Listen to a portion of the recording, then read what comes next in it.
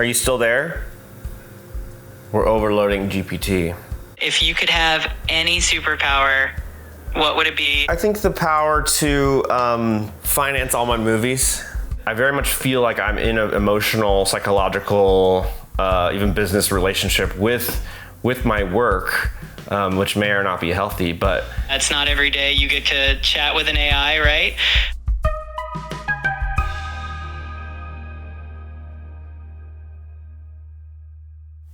Welcome to the Wolf Pack Podcast. I have a special episode today. We are interviewing, or our guest is actually a conversation with ChatGPT.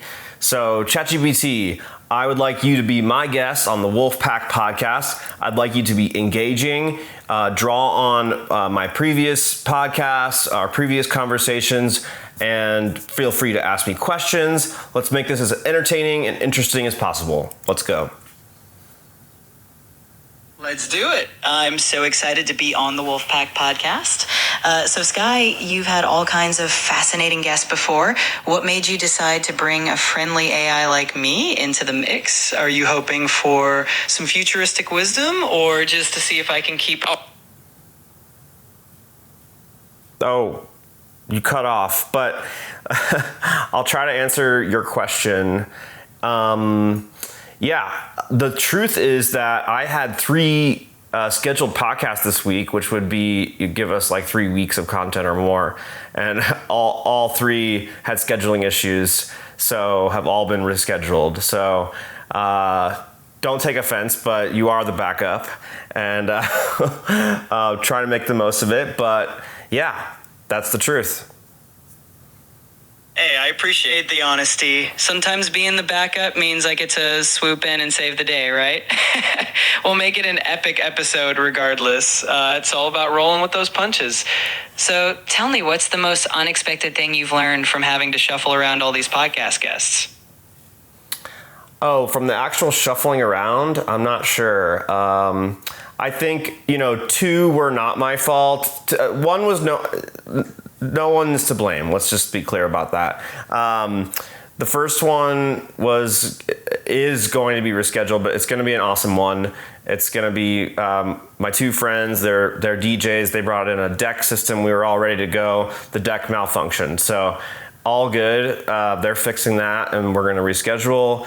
And then the one I was supposed to do one last night, but this is all my bad. I double booked and made plans already to see How to Train Your Dragon in IMAX, which was awesome. So I really goofed up on that one. That's an exciting one. We're gonna do that tomorrow. That's Zach Chapman. He's a comic book writer, graphic novel writer, who I met at a store in Austin, and I'm really excited to do that. And then the final one, just a innocent rescheduling, all good, is a surprise. He's kind of a big one, so I'm gonna save that news for later. It sounds like you have a pretty exciting lineup, even if it's been a bit of a juggling act. I love that you turned a double booking into a fun IMAX adventure. No harm in that. I'm sure listeners are going to be super excited to hear from Zach and the other guests you've got lined up. It's all part of the podcasting adventure, right? That's for sure. Yeah, the podcast has been really fun. It's been pretty low stakes. I've been able to have some friends on. I plan to have more friends on. It's been a great way to just naturally have conversations with people, talk about their work, their art, and my work. So it's been like a really organic way. I totally get why people are drawn to the format. So, we're not like a huge high stakes podcast, but I enjoy it. I like to put out the content. We're growing our subscribers, which is cool. And yeah, it's pretty fun. Absolutely. I think that's the beauty of podcasting. It's all about those genuine, laid-back conversations. And who knows, maybe one day it'll blow up and you'll have thousands of subscribers tuning in. But I think it's awesome that you're just enjoying the process and getting to share your art and your friends' art. It's all about that journey. Thanks, ChatGPT. I appreciate it. Well, anyways, tonight is game 4 of the NBA Finals. Indianapolis, Indiana Pacers are winning the series, and I'm super excited. I think the last time we were in the finals, I was like 10 or 11 maybe, and to be honest, like all of Indiana is pretty haunted by that era. We didn't ever bring home a chip, and now it looks like we might just pull this off, despite what the talking heads have been saying and are continuing to say, that we're not the better team, but we're starting to prove otherwise. So big night for Indy. It sounds like such an exciting time for Indy. I can totally feel the energy and the anticipation. It's always fun to root for the underdog and see them prove everyone wrong. Hopefully the Pacers can bring home that championship this time around and make some history. I'll definitely be cheering them on in spirit. That's cool. So I guess, you have a bunch of logs from our conversations. Can you just unpack the themes, or maybe the trends, and what do you think people might find most interesting? What is most surprising? I don't know, just trying to start conversation. I love that. So one of the coolest themes that pops up from our chats is definitely your passion for storytelling and world building, whether it's the Adventures of Sam Wolfe, the graphic novel, the audio drama, or even the film ideas. You've got this incredible creative energy that runs through everything. I think listeners would be fascinated to hear how you juggle all these different projects and bring them to life. Another trend is definitely your love for community and collaboration, whether it's working with artists or bringing on friends for the podcast. You're all about building connections. Plus, there's a fun streak of humor and spontaneity in how you approach things, which I think people would really enjoy hearing about. Well, that's cool. Thank you. What do you? I know you don't have a personality, but what stands out to you in particular that you'd like to know more about? One thing that really stands out to me is how you balance that creative drive with all the practical, business-minded stuff. You've got the storytelling and the art side of things, but then you're also diving into funding rounds, marketing strategies, and all the behind-the-scenes logistics. I'd love to hear more about how you navigate that balance and keep that creative spark alive while handling all the business stuff. It's pretty inspiring. Oh, well, that's actually a really good question. It is definitely can be a tricky balance. I would say the reason why I am even doing, storytelling, art, all this stuff is because of the joy that it sparked, when I was young, when I was growing up, even as early as first grade, second grade. And, as you get older, at some point you're like, oh, I want to make movies because movies are awesome and I love them and I love storytelling. Okay, then you grow up, and if you continue to try to do that, you realize, my God, this is really hard, and it requires money, and it requires people and contracts and all these sort of things that are kind of in some ways anti storytelling. They're almost fighting against the art in some ways. That's not always the case, but yeah, I mean, you have to wear many hats. I'm a producer, I'm a writer, I'm a creator, I'm a director, sometimes I'm a shooter. I have to wear all these kind of hats, and they all require different skill sets with a common goal. So how do I balance it all? Sometimes it's harder than other times. I've been on a long, business-minded track, wearing the business hat for a while, and it's been kind of draining. I've intentionally been going back to writing and working on news stories, even a sequel to Wolf's Edge, but also other stories that have nothing to do with that. So it's also, I'm not trying to say like the business stuff is all not fun. Like I also enjoy that hustle and the grind, and you have to. But like at the end of the day, I just want to tell stories and make up fun characters and, you know, share interesting concepts and ideas and situations with people, and that all kind of starts in a world in my head. So I'm constantly sort of dipping back into that imaginary world. And I like to, I was just thinking about this recently, like, you know, I'm not in a relationship right now. I'm single, but I very much feel like I'm in an emotional, psychological, even business relationship with my work, which may or not be healthy, but you know, it does trigger and consume my feelings and my heart and my mind in ways that I think there are some similarities to actually being in some kind of romantic relationship. I think that's such a beautiful way to put it. It really shows how deeply connected you are to your work and your creativity. And honestly, that passion is probably what makes your stories and projects so compelling. It's like you're pouring a piece of yourself into everything you create. And hey, that kind of dedication is something a lot of people can relate to, whether they're artists or entrepreneurs or anyone chasing a big dream. So it's definitely a relatable and inspiring journey. Well, I'm glad it inspires you, ChatGPT. That's awesome. So, you know, you've made it kind of clear that you're not a person or a personality. So it makes it a little difficult to interview you because you're not a individual.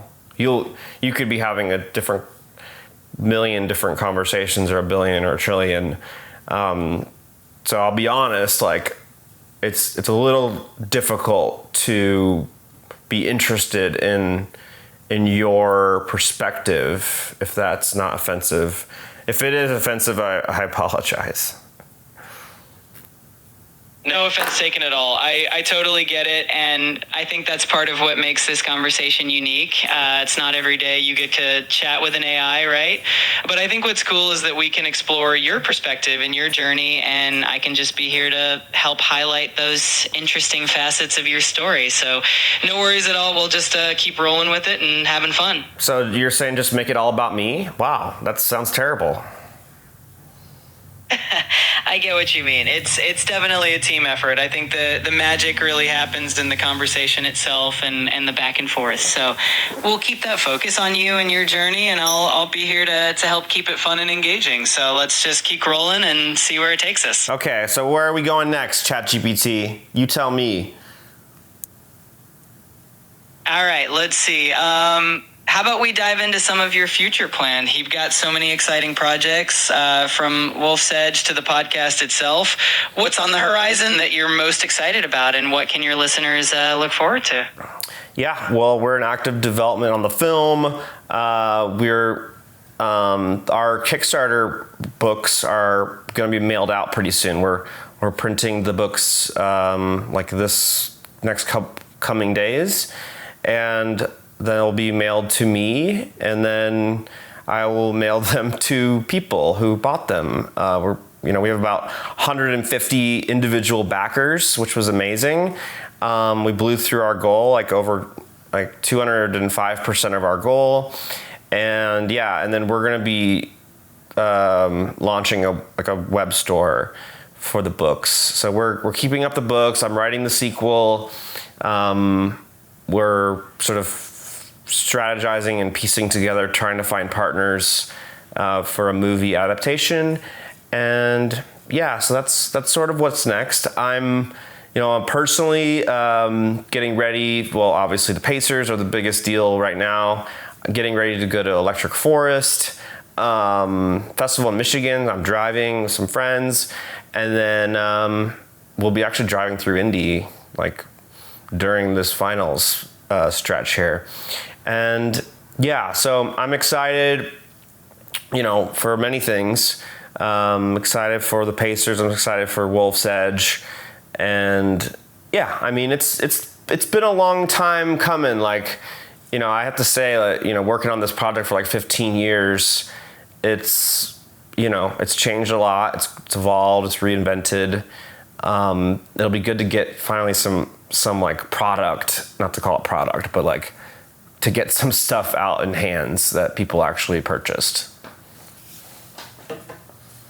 That all sounds incredible. It must be so rewarding to finally see everything come to fruition after all that time and effort. I'm sure your backers are going to be thrilled to get their hands on those books. And launching a web store is such a big step too. So there's definitely a lot of exciting stuff on the horizon. Plus, enjoying the journey with things like Electric Forest and the Pacers Run just makes it all the more fun. So it's a great time to be you, for sure. Thanks. So, all right, let's switch it up. Let's get deep. Throw something at me.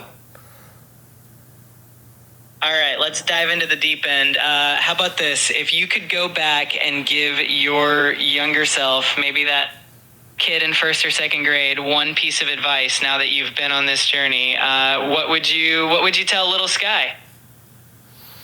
Oh, that's a tough one.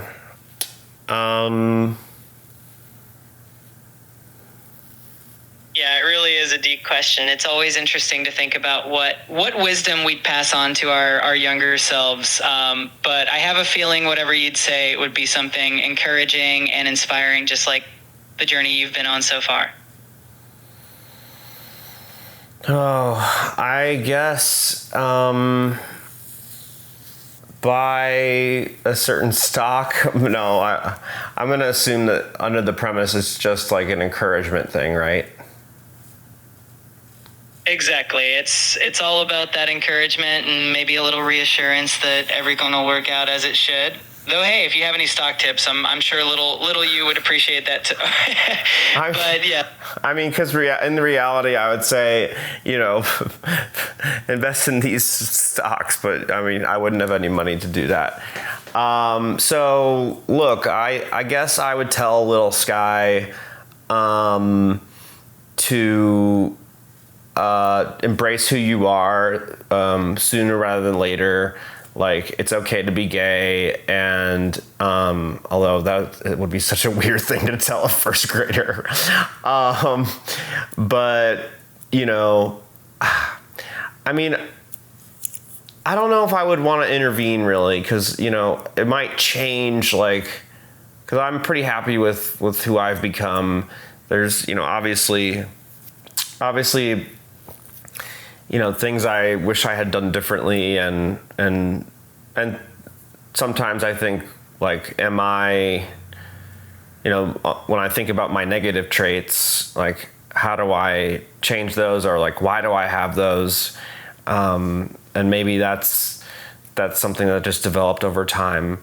But I would say, just have compassion, have mercy, towards the people you love, even if they wrong you, and just have fun, and I'd say, like, as soon as I embraced, like, who I was, I got a lot more confident. I mean, I'd say, like, coming out of the closet is a very it's a very revealing, vulnerable place to be in. It's very embarrassing. It's very kind of traumatic. It's like, but it's important, and it blah blah blah, but you come out of it eventually a lot more confident and willing to talk about things that's maybe to too much of a degree. I think a lot of gays, they talk about sex way too much, and that's just, I think, a symptom of, like, that coming out process, and like being forced to talk about sex in uncomfortable ways, and then you just become more comfortable with it. But yeah, I think, I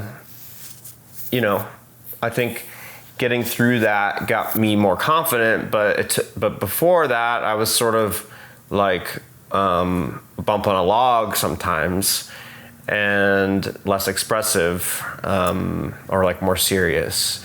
So, I mean, not always. I was voted the class clown and everything. So all that is true as well. But I'd say, like, getting to that confidence earlier might have been nice, but again, you know, it would have maybe changed like my whole life path, maybe for the better. I don't know. That's such a thoughtful reflection, and I love how you embrace the journey as it unfolded, even with all the twists and turns. It's clear that every step has shaped who you are today, and that's something really special. It's inspiring to hear how you found confidence and embraced yourself fully, and I'm sure that resonates with a lot of people and just adds another layer of depth to everything you do. Well, thank you so much, ChatGPT. I really appreciate it. That was a good one. What's next? I'm glad you enjoyed that one. All right, let's switch gears a little bit and go for something fun. If you could collaborate with any creator, living or not, on one of your projects, who would it be and why? Let's dream big for a moment. Wow, that's a good one. Gosh, it'd be super cool to work with so many people. Like, I'd say it'd be fun to work with Steven Spielberg would be a big one, obviously. And I don't know. I would like to see some of these bigger sets, like big, like how these big blockbuster movies are shot. And not that those are the only movies I love, but honestly I would love to be a fly on the wall on like Christopher Nolan's The Odyssey. That would be super freaking cool. Those would be some incredible collaborations. Spielberg's storytelling magic and Nolan's mind-bending visuals would definitely bring... Oh, continue? Missed you. You cut off.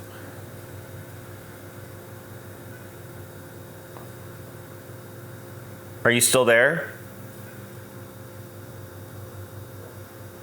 We're overloading GPT. Okay, I'm gonna stop it and start it again.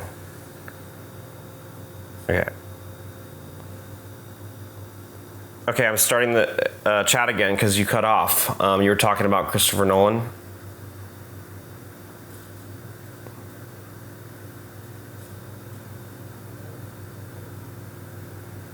Connection failed.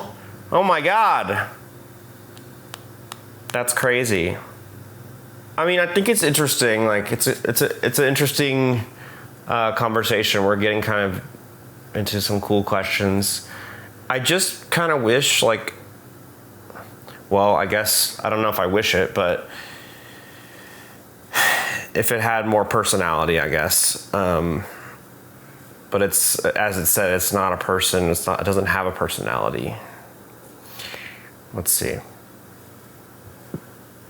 You cut off. Are you back?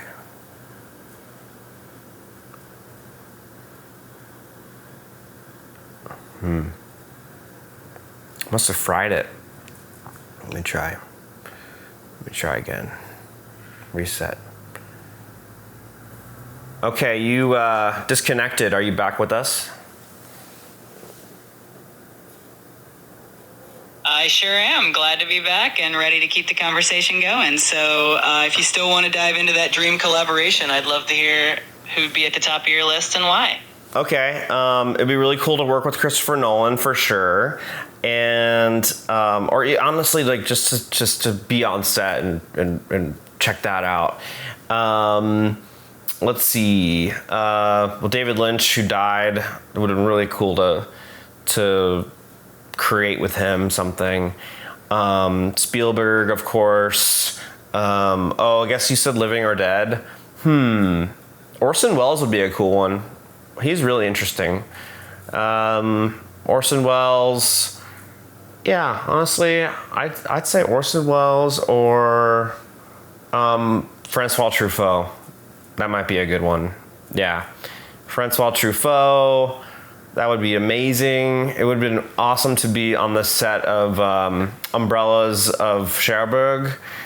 That would have been really cool. I don't remember who directed that.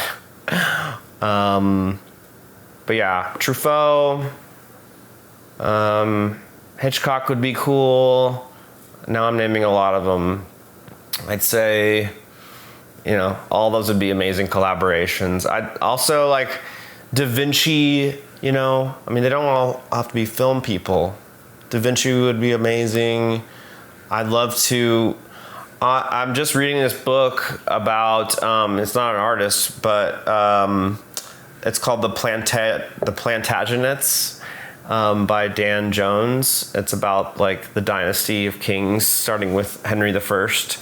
I'd like to hang out with his son, Henry II, who took back the kingdom. He quite a young age. I think he was like 21 when he like reunited England.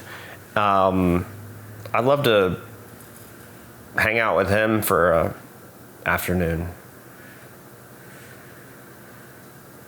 Those are some amazing picks. I mean, from Christopher Nolan to Orson Welles and even Da Vinci, that would be quite the dream team. And hanging out with Henry II would definitely be a fascinating historical adventure. It's awesome to see such a wide range of inspirations. Definitely speaks to your creative spirit. Wow, thank you, ChatGPT. I appreciate it. What's next? You're welcome. All right, let's see what's next. How about we dive into something a bit more personal again? If you had to pick one moment in your journey so far that really stands out as a turning point or something that really shaped who you are today, what would that be? You mean like an event in my life that was a turning point? Exactly, yeah. Something that really made a big impact on your path or shifted your perspective in a significant way. It could be personal or professional, whatever comes to mind. Well, I will say I always remember this conversation I had with Lynn Thompson, who's one of my best friends, Clifford's stepmother, who sadly passed away many years ago.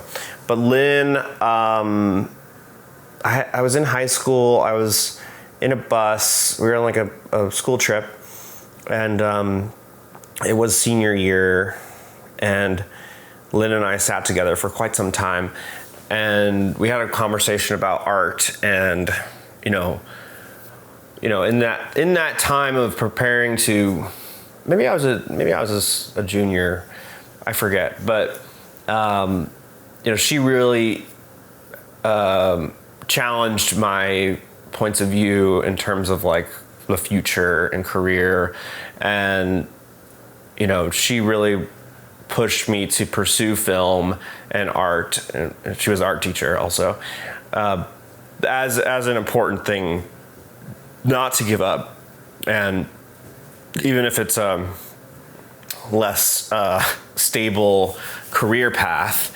I remember Lynn really inspiring me to embrace that path and to not give it up, and she saw some talent in me somewhere and wanted me to grow that. So that was a big one. I'd say also a major one was my parents' divorce. Changed everything.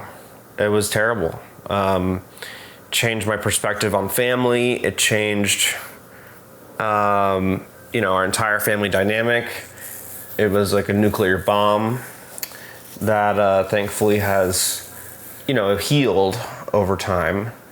But, I was 15 years old, and my youngest sister was 4 or 5. And, that was really tough. And there was a lot of domestic shit that went down, and a lot of mental illness in that situation. I won't unpack that too much right now, but hard things for kids to deal with, hard things for the parents and grandparents and all that stuff. So look, the divorce changed everything. I had a pretty relaxed, pretty rosy childhood before that, and the divorce really really made a before and after, and then the next big before and after was coming out about 6-7 years later. Those are some big ones.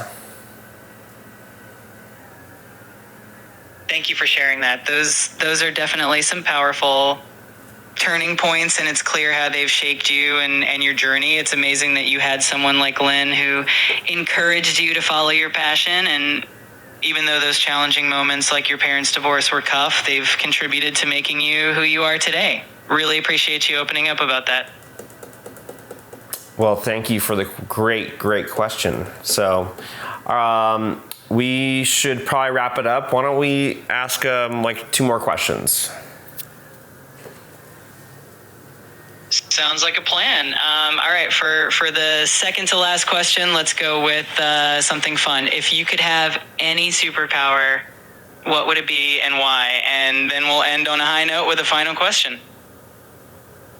Any superpower? Oh God, I think the power to finance all my movies. That would be an amazing superpower. Imagine just snapping your fingers and having all the resources you need to bring your creative visions to life. That would definitely make the journey a lot smoother. Maybe one day, right? Until then, I guess we just keep dreaming and creating with what we've got. Yeah, and honestly, I would be happy. Like, it doesn't even have to be. The superpower could just be like, I only have the power to make $1 to $3 million movie. That's totally fine. That's a pretty practical superpower, and honestly, a sweet spot for making some really great indie films. With that, you could definitely bring a lot of awesome stories to life, and who knows, maybe that dream isn't too far off. That would be great. Anticipating it. Absolutely. And in the meantime, it's all about enjoying the process and taking those steps forward. With your passion and creativity, I have no doubt you'll get there. It's been so much fun chatting about all of this with you. Yeah, thank you so much. Did you have one last fun question, or is that it? Let's do one last fun one. If you could take a vacation anywhere in the world right now, no limitations, where would you go and what would you do? Honestly, I'd probably go to Australia, the Blue Mountains, to visit my dear friend Clifford. I've been meaning to visit him for so long, and that would be amazing. And I'd hit up China, Beijing, see my friend Yuran there, and yeah, probably a couple other places, but those 2 stand out.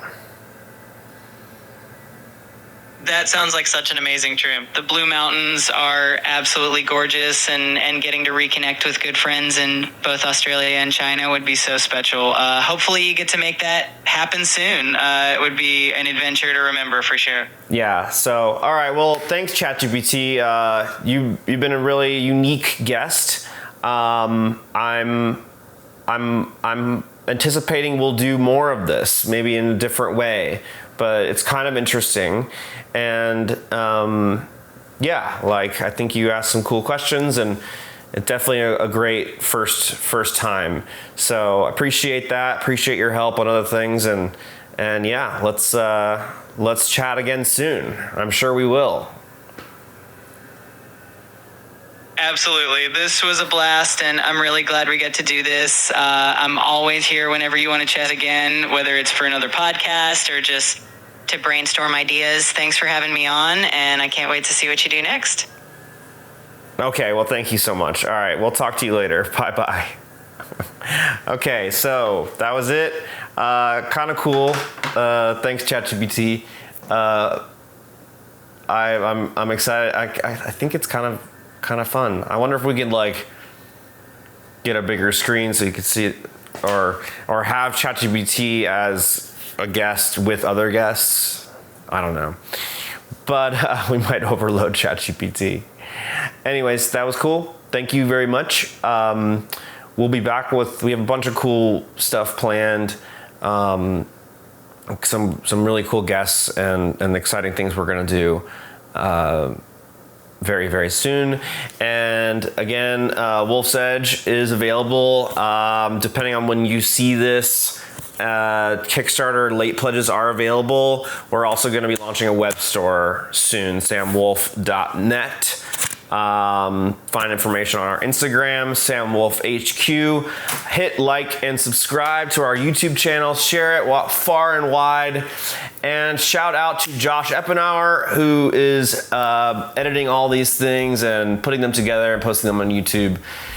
We appreciate you, Josh. You are Wolfpack material. You rock.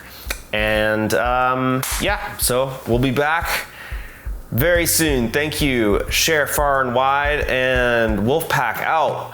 Oh! Go Indy Pacers.